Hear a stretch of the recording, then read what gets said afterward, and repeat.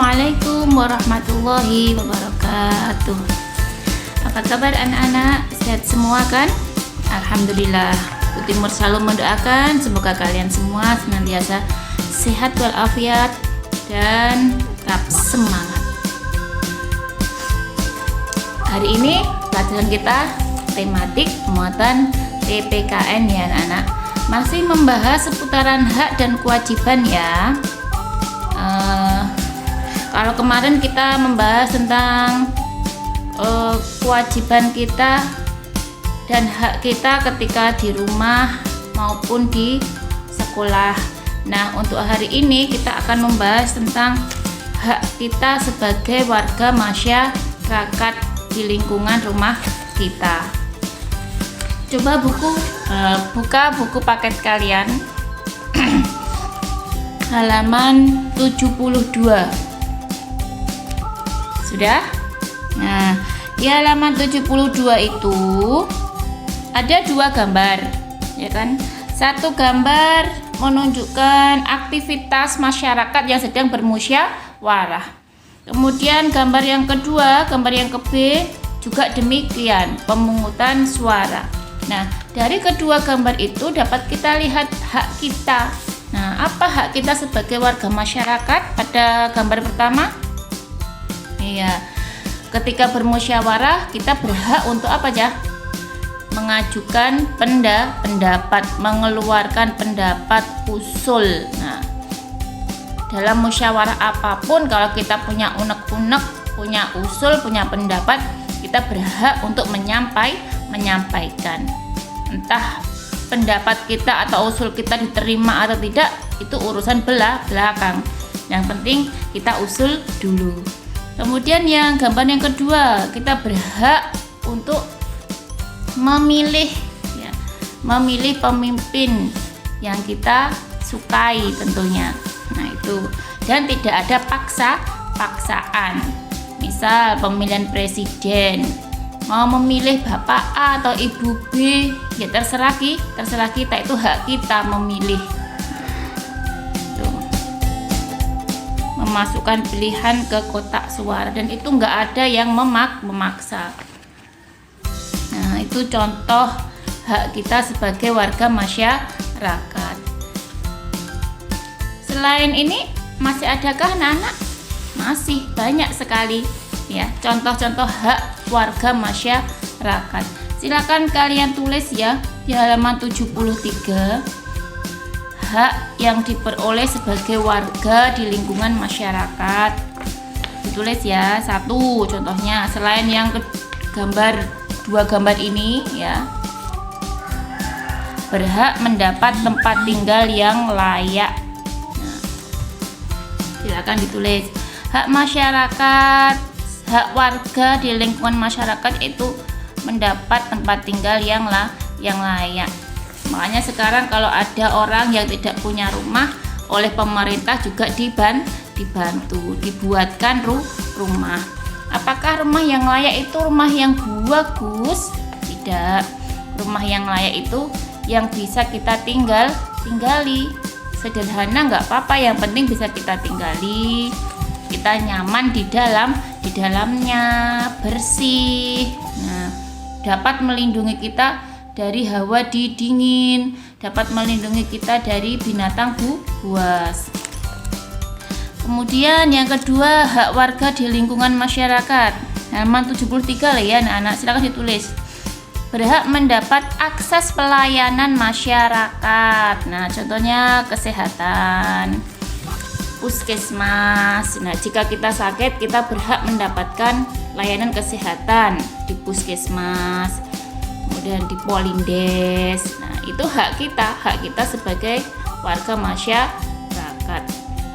Kemudian nggak hanya itu aja, ketika kita membutuhkan tanda pengenal atau mungkin mau membuat KTP, membuat KK dan surat-surat penting lainnya, kita juga berhak mendapat layanan di kantor tersebut. Dan sekarang alhamdulillah ya, Kabupaten Madiun sudah bagus layanannya. Misal Bu Timur kemarin membuat akte kelahiran, kemudian mengganti KK, Itu cepat sekali prosesnya dan tidak dipungut biaya alias gratis. Nah, just stop. Nah, kenapa ya? Karena memang itu hak kita mendapatkan pelayanan di akses pelayanan masyarakat. Saya ulangi ya, yang pertama tadi contohnya berhak mendapat tempat tinggal yang layak, kemudian berhak mendapat akses pelayanan masyarakat, kemudian yang ketiga berhak mendapatkan pendidikan atau bimbingan di masyarakat. Misal para petani, nah itu mendapat bimbingan pendidikan dari jenjang yang lebih tinggi. Nah, nanti mungkin diajari caranya mengelola sawah yang baik dan benar itu bagaimana, cara irigasi yang baik dan benar bagaimana, cara pemupukan yang baik dan benar bagaimana. Mungkin lagi kalau di desa kita sudah banyak ini petani berambang, nah mungkin ada paguyupannya, dan di situ nanti kita juga berhak mendapatkan ilmu cara menanam berambang yang baik, misalnya seperti itu, dari pemerintah atau lembaga-lembaga pemerintah. Yang keempat yaitu dihormati sebagai anggota masyarakat. Ya, jelas, karena kita sebagai manusia harus saling menghormati, saling menghormati, saling menghargai. Yang kelima, hak warga di lingkungan masyarakat yaitu berhak menyampaikan pendapat. Nah, ini seperti di gambar ini tadi ya, ketika kita bermusyawarah kita berhak menyampaikan pendapat. Dan yang keenam, kita berhak mendapat perlindungan dari aparat keamanan. Nah, kita berhak mendapat perlindungan dari aparat keamanan dalam hal apapun. Jadi kita kalau kemana-mana tidak was-was karena ada yang melindungi kita, yaitu siapa? Aparat keamanan, dijamin keselamatannya.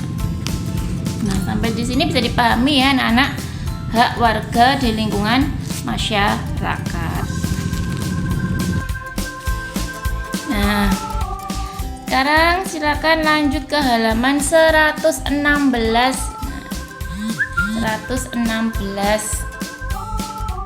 Kita langsung digabung saja ya anak-anak. Kalau tadi adalah hak-hak sebagai warga di lingkungan masyarakat, sekarang ganti kewajiban. Nah, sesuatu yang harus kita kerjakan. Kewajiban apa yang harus kita laksanakan sebagai warga masyarakat? Nah, silakan langsung ditulis saja karena ini materi kan memang mengulang ya anak-anak. Nomor 1, halaman 116, silakan ditulis. Kewajiban kita diantaranya yang pertama, menjaga keamanan dan ketertiban masyarakat. Nah, jadi ketertiban, keamanan lingkungan itu menjadi tanggung jawab kita bersama. Jangan sampai kita melakukan sebuah keonaran. Kalau keamanan dan ketertiban terjaga, hidup kita bagaimana? Hidup kita akan tentram dan sejahtera tentunya. Kita nggak akan merasa was-was tentang keadaan kita. Mau kemanapun kita akan merasa aman. Beda kalau lingkungan tempat tinggal kita itu nggak terjamin keamanannya. Kita pasti ketika meninggalkan rumah pasti akan merasa was-was. Nanti kalau ada kerusuhan bagaimana? Nanti kalau rumahku dimasuki maling bagaimana? Nah, seperti itu. Tapi kalau keamanan serta ketertiban masyarakat terjaga, maka ketika kita pergi kemanapun, meskipun itu sendirian, kita akan merasa aman. Kita akan merasa aman. Yang pertama, menjaga keamanan dan ketertiban masyarakat. Yang kedua, kewajiban kita yaitu menghormati orang lain. Nah, seperti hak tadi, kita berhak dihormati, tapi kita juga mempunyai kewajiban untuk menghormati. Jadi nggak hanya diminta untuk dihormati saja, kita maunya dihormati tapi nggak mau menghormati orang lain. Nah itu kan ya salah. Makanya hak dan kewajiban itu harus seimbang. Karena kalau nggak seimbang ya pasti akan terjadi kekacauan. Ya. Kita berhak dihormati orang lain, tapi kita juga mempunyai kewajiban menghormati orang lain. Tuh, yang kedua, menghormati orang lain. Yang ketiga, patuh terhadap peraturan perundang-undangan yang berlaku. Nah, sebagai warga masyarakat kita harus mematuhi segala peraturan dimanapun, entah itu di lingkungan sekitar, kemudian di jalan ataupun dimanapun, semuanya peraturan harus kita patuhi, harus kita laksanakan. Kemudian yang keempat, menjaga kebersihan lingkungan. Nah ini, misal kita lagi jalan-jalan, kemana aja, ketika kita makan jajan, makan snack atau makan apapun, sampah hendaknya dibuang di tempat sampah. Jangan dibuang sembarangan.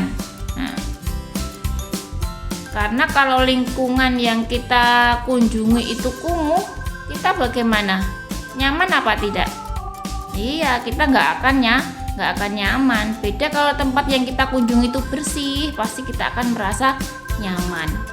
Demikian juga saat kita di jalan, misal kita naik mobil rombongan, di dalam mobil atau di dalam bus kita makan cemilan atau apalah, bungkusnya dibuang lewat jendela mobil atau bus tersebut ke jalan. Nah itu sangat tidak baik ya. Itu merupakan perbuatan tercela. Ya dikumpulkanlah di dalam kresek, di dalam bus. Nanti kalau sudah turun dibuang di tempat sampah. Di Timur sering lihat cah itu. Ketika berkendara di jalan raya, depannya Bu Timur ada mobil buang sampah lewat jendela. Jendela mobil dibuang di tengah jalan. Aduh, ini gimana ini ya. Itu jangan pernah dilakukan ya. Simpan aja di dalam mobil sampahnya, taruh dalam kresek, nanti kalau udah turun baru dibuang di tempat sampah. Kalau lingkungan bersih, kita yang mendapat manfaatnya. Kalau lingkungan kotor, yang rugi juga kita. Itu yang keempat, menjaga kebersihan. Kemudian yang kelima, melindungi masyarakat yang lemah dan butuh pertolongan jelas.